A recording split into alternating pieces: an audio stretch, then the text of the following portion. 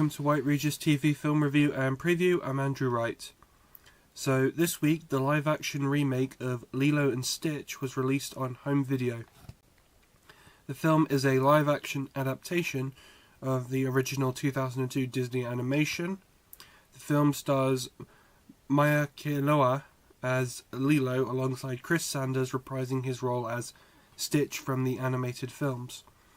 The film revolves around Stitch, an alien experiment, crash landing on Earth in Hawaii, and befriending a lonely and troubled girl named Lilo. The film also stars Courtney B. Vance, Hannah Waddingham, Billy Magnuson, and Zach Galifianakis. The film was released back in May to somewhat modest reviews from critics, but it was a runaway box office success, becoming the first Hollywood film of 2025 to gross $1 billion worldwide. So I went into this film not having seen the original animated film, but I was aware of the character of Stitch, having seen some merchandise on sale, as well as in places like Disneyland and Disney shops and that. And I have to say, I really liked it. I thought, at times the script and story were awkward and cringy, but the story was also really moving, especially in the moments between Lilo and Stitch, where Lilo is teaching Stitch about life in Hawaii. I gave the film 3.5 stars out of 5. It's not a perfect film, but I still liked it. Lilo and Stitch is available on home video now, and will be streaming next week on Disney+. So this week, the Netflix original film, The Thursday Murder Club, arrives on Netflix. The film is directed by Chris Columbus, most famous for directing Home Alone and the first 2 Harry Potter films. The film is an adaptation of a novel written by Richard Osman. The film revolves around a group of elderly amateur sleuths living in a retirement home who attempt to solve a murder. The film has an all-star British cast, including Helen Mirren, Pierce Brosnan, Ben Kingsley, Celia Imrie, Jonathan Pryce, Richard E. Grant, David Tennant, and Tom Ellis.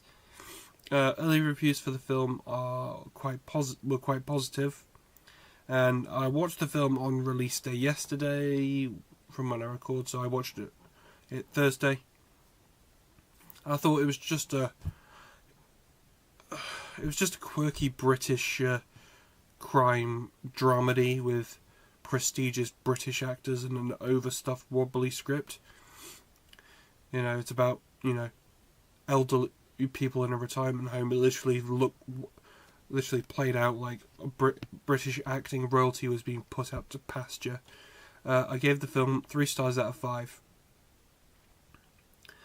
So last weekend I finally got the opportunity to go see the Fantastic Four: First Steps in the cinema. The film is the 37th film in the Marvel Cinematic Universe.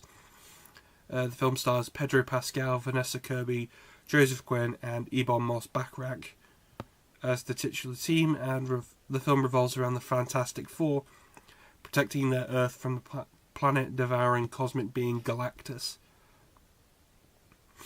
So the film was released a month ago to positive reviews from critics, but gained very little traction at the box office.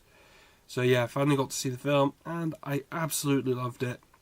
The chemistry of the cast was great, as were the performances of Pascal and Kirby, and I liked that the film was confident enough in its audience to know who these characters were right out the gate, to help constantly propel the film forward. I gave the film 4.5 stars out of 5. That's all I have for this week, but be sure to check back next week where I'll be talking about The Conjuring Last Rites. See you next time.